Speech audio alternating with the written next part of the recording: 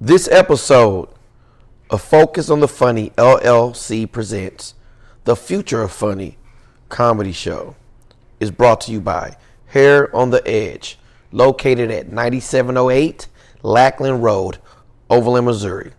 St. Louis Hemco, 211 Salt Lick Road, St. Peters, Missouri. Redstone Investment Group and Blessed Souls Catering.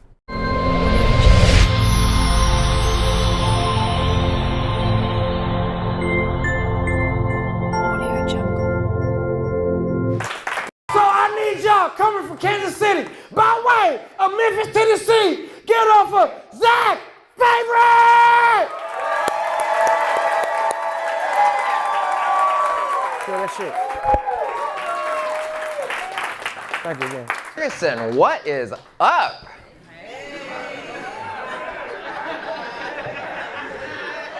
Thanks so much for coming out tonight. Thanks for having me. I'm so happy to be here. My name is Zach Favorite, just like your favorite color. And a lot of times when people meet me, they say, wow, with the last name like Favorite, your life must be so easy. And they're wrong. With a last name like Favorite, I actually have a lot of expectations to fulfill. Why do parents give their kids names that they can't live up to? All right? I mean, how many pregnant teens have you met by the name of Chastity? My friend's sister Angel was recently incarcerated. I just think that parents should give their kids names that they can live up to, or nay, exceed. Names like Dick, Karen, names like those. I know a man without any legs. His name is Walker. Craziest part is that his preferred name is Skip. There are so many names that are just embarrassingly inaccurate, except for Precious, this girl in my 9th grade homeroom. Her parents were spot on. To this day, I haven't figured out how they knew she'd grow up to just look just like Gollum.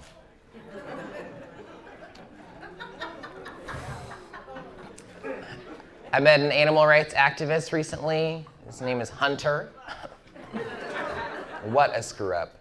Life's tough, guys, and parents are the ones to blame. Mom and Dad, don't get upset when your kid becomes a drag queen. You're the ones who named him Tucker.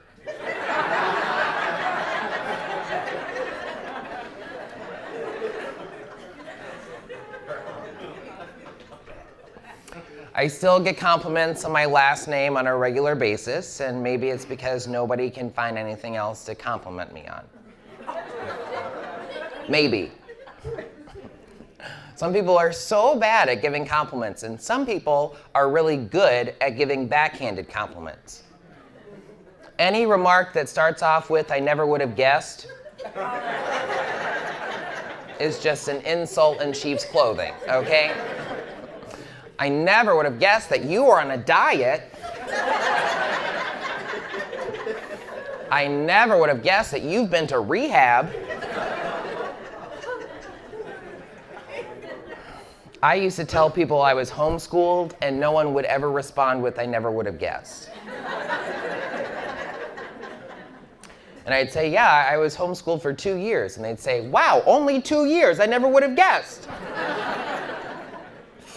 But yeah, other facts about me, I live in Kansas City. What? But I grew up in Memphis, Tennessee. Yeah, I was just there this morning, actually. I was visiting my family, and it was good, a little rough. Family gatherings are kind of tough for the Favorite clan as we have our issues.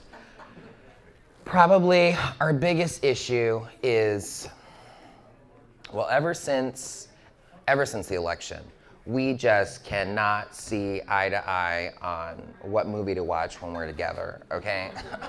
I mean, we can't even agree on who's in the movie. My mom will be like, why don't we watch that 80s movie with the fighter pilot named Maverick?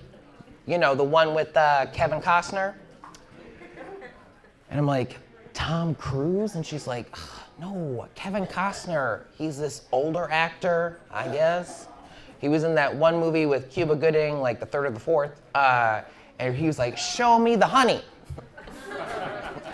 And I'm like, Jerry Maguire? And she goes, oh, yeah, that's his name. Okay, let's watch the movie where Jerry Maguire plays the fighter pilot named Maverick. And I think he has a pet goose. A lot of families will like play board games or cards when they're together. My family, we've just exhausted every game in our closet. So I went to Target and checked out their colorful game selection. Okay, I'm talking more games than OJ had alibis, all right? And I came across their After Dark shelf. And I don't get it. I mean, I get it, but like, how is Pictionary After Dark any different from regular Pictionary? It doesn't matter how kinky the prompt is. If you suck at drawing, you suck at drawing. And how dark does the game of Life After Dark get? Okay? Are there tiles that say kidney stones, identity theft, live your entire life without ever getting your stimulus check? Pick up a card that says, in the case of 3-month-old Levante, you are the father. Oh, no! I've been trying to patronize more movie theaters. You know, they've had a couple financially rough years, as we all have, but I just have a hard time. You know, I always go to the movies with people with overactive bladders. 10 minutes into the film, they're like, I'll be right back. And they leave, and then they come back, and they get all situated, try to reclaim the armrest that they so clearly surrendered on their way out. Then they ask the inevitable question, so what did I miss? And without turning from the movie on which I spent $12 to see, I fill them in. I'm like, so it turns out that there is a treasure map on the back of the Declaration of Independence. Totally checks out. So there's this mission, and it's seemingly impossible, but that's what they said in the first 5 films, so I don't know. And no, that's not Kevin Costner. So there's these snakes, and they're on a plane. And, you know, you really shouldn't have gone to the bathroom.